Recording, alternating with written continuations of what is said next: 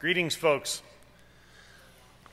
PCI 2.0. I still feel really dirty. We're talking about PCI at DEF CON. What the fuck? I mean, seriously, what the fuck? Again, this is the worst part. Last year, a few of you actually saw the beginning of this in the hackerspace at ShmooCon, and then here. Man, this is disgusting. Somebody is sodomizing the fun of our industry. It's Bob Russo and a few other people. So I don't know what the state of Twitter is, and I don't know where my pants are, and my cell phone is in my pants, and that's how I follow Twitter. So, well, we'd intended to have another screen up with the Twitter thing so that you could all be making fun of us, but it turns out that we only used the second screen for the game show thing, and these people don't need Twitter or another screen to make fun of us.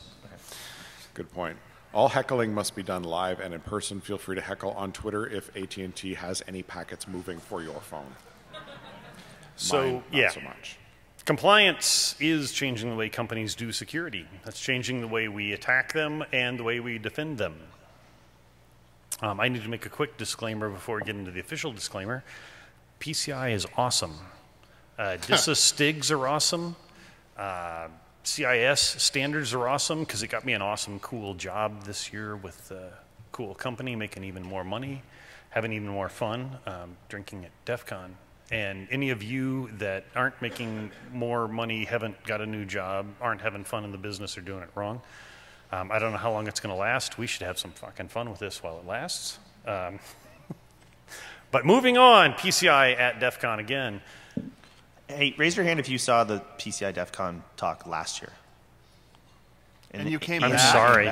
Wow. So here we are. This is a bunch of crap. You know who we are. Sexy Dave Shackelford, Josh Gorman, Mercurial, who's always on stage somewhere, Alex Hutton, and Martin McKay. Usual disclaimers, we do not speak for our employers, clients, yada, yada, yada. The dog will back me up as long as I take her out for bagels and coffee in the morning and she's more interested in the bagels. These are our opinions, facts are as we see them. We are not lawyers. The ex-QSAs on this stage are not your ex-QSAs. However, as I like to remind them, PCI is kind of like the blood in Macbeth. You can pretend to wash it off, but you never come clean.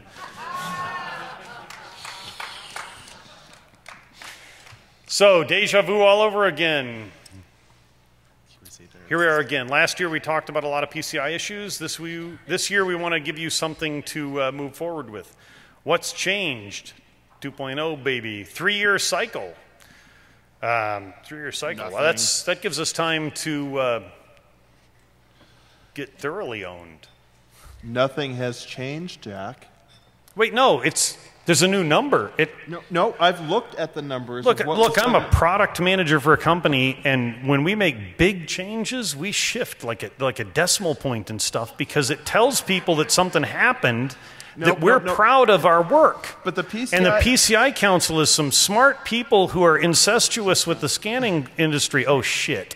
No, Jack, remember, the PCI panel does not, the PCI Council does not work like other corporations. When they change to 2.0, they say, we're going to freeze things exactly like they are right now for 3 years and not change a thing. If only Congress worked that way, because, you know, PCI Council, when they're bought, they stay bought. Okay. So what is new in 2.0, Martin? Nothing? Very, very little that's of importance other than the things that are not actually written in the PCI 2.0. Wasn't there some virtualization? I mean, that's new technology, right? I'm waiting for the working. I'm working for the working group on OS2 Warp is almost done, right? Okay. All right. So last year 2.0 was new, it was fresh, it was sexy, it was frustrating, it was lacking in concrete guidance. Thankfully, mobile devices don't count. None of us carry anything more powerful than the laptop we got issued by corporate 2 years ago in our pocket. if we knew where our pants were, we'd know where our pockets were. So where the hell are we now? Do you want my pocket? Do you know where that's been? Speaking of which. Okay, so go ahead. Wrong way. Wrong way. Yep, I don't know. Yep. So who wants to talk? Mr. Corman. Mr. Corman, do you have any opinions about PCI? So without rehashing everything, I mean, I'm just to level set. About a year and a half ago, I compared PCI to the No Child Left Behind Act for IT security. And then we had a bunch of debates and dialectics, and I think we did some pretty good discussion. We got, I created an enemy, mic'd on, then we hugged it out for charity, and now we're pals. And No tongue. no tongue. But we, I think we advanced the discussion a lot. We took it from blind hatred or blind faith to some sort of informed discussion. But the other guy who did the Verizon DBIR is going to say some more things, but I have 3 slides from this year's DBIR. So first off, if Bob Bruce is going to stand on the deck of an aircraft carrier, this is the mission accomplished flag. He will fly behind him. And basically it's because if you look at the sheer number of breached records each year, the high was 2008 with 360,000. And yes, there's selection bias, and yes, it's just Verizon and U.S. Secret Service, and Alex will cover that. But we dropped 100-fold in 2 years. That's three. No. 360 million. Wait for it. Wait for it. Wait for it. So although we dropped from 360 million breached records down to 3.8 billion, that's a 100-fold drop. But I might need to remind you that my mother-in-law's credit card as a record counts the same as the F-35 Joint Strike Fighter plans. So this has led lots of fanboys to say mission accomplished, right? PCI is working. Now there's all sorts of things that we don't have enough data for, but another fact is, the street price of a credit card has dropped about 100-fold as well.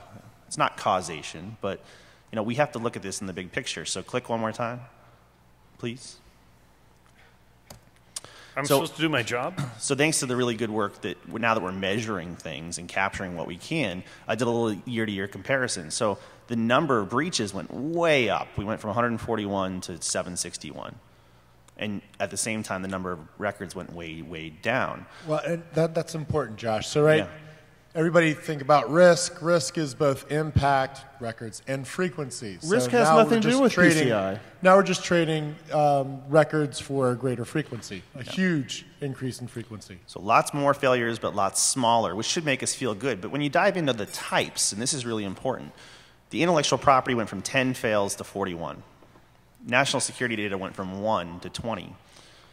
You can read for yourself, right? So some of these higher value targets, I usually draw a continuum. On one end is highly replaceable, and on the other end is irreplaceable. And credit cards tend to be fairly replaceable, low value. So there are shifts and there are changes, and we know about them because the DBIR is measuring them, and we're looking for year-to-year trends. But I didn't get comfort in mission accomplished. I saw that there's some much more serious failures. One more, I think. So, in parallel, we keep talking about is it working or isn't it? But the scope of PCI is regulated card data. In parallel with that, we saw a lot more intellectual property theft, whether it was Google Aurora, or cyber kitten killing APT nonsense. RSA Secure ID is a big frickin' deal. You just killed right? a cat. I just killed several cats. Kittens that used APT. In parallel with PCI being debated of is it or isn't it working, I think it's an irrelevant question because we now have much more serious espionage on the one hand, which has nothing to do with PCI, and we have the anonymous and lulsec debate like we had earlier today, which is they could care less that you're PCI compliant. So it's a small slice of the overall risk management that's taken way too much of our risk time and budget. So with that, I'll transition to, I'm a bitch right now, though, because that's how I roll. Your son's bitch right now? Yeah, no, seriously, because, and Josh and I have had our discussions here, but, despite the catastrophic loss of people's PlayStation Network access, realistically, impact to me has to have some more tangible meat to it. So we'll hold that thought for a minute. it's Alex's slide next. So it's not all bad, and you can hand me the pig if you want, but the truth is, as much as we hate to admit it, PCI really has kind of moved us forward. There are a bunch of people that would do nothing if it weren't for the threat. And so it's moved us forward. And we can't forget that. And one of the things that we can't forget that...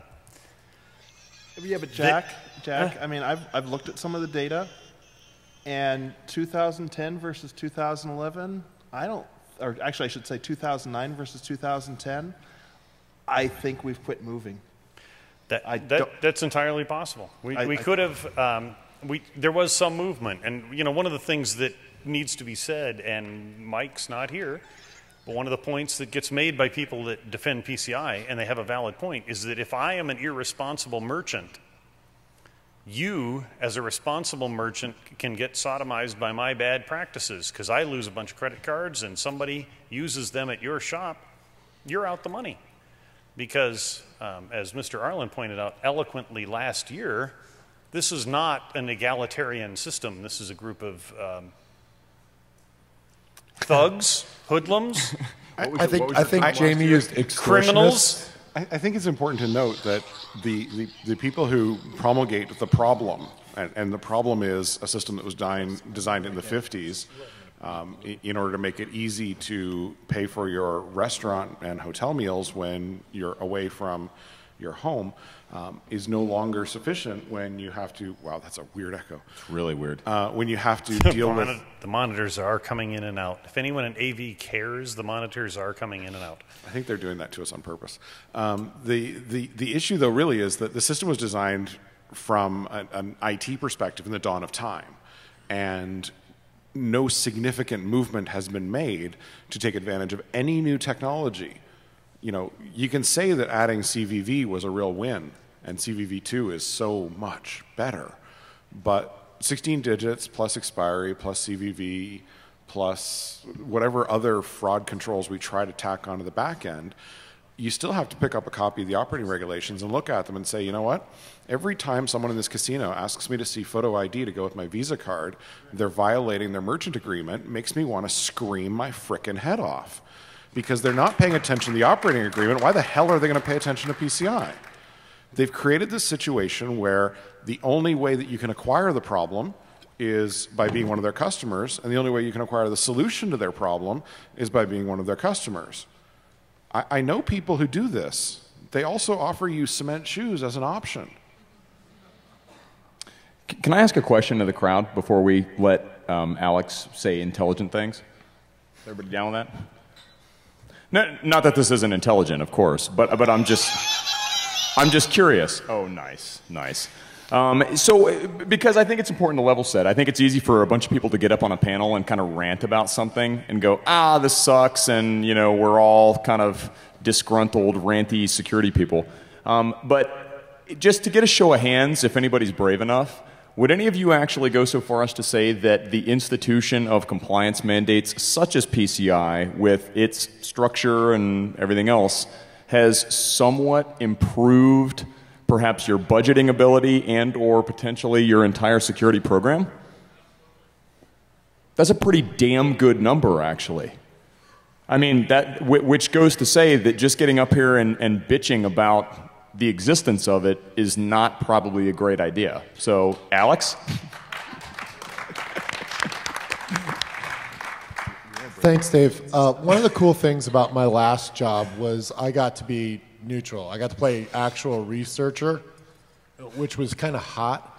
And we took a look at a couple of things. First, we looked at incidents, right? The actual outcomes. We didn't have these masturbatory sessions about does it make you secure or not secure. We looked at the outcomes.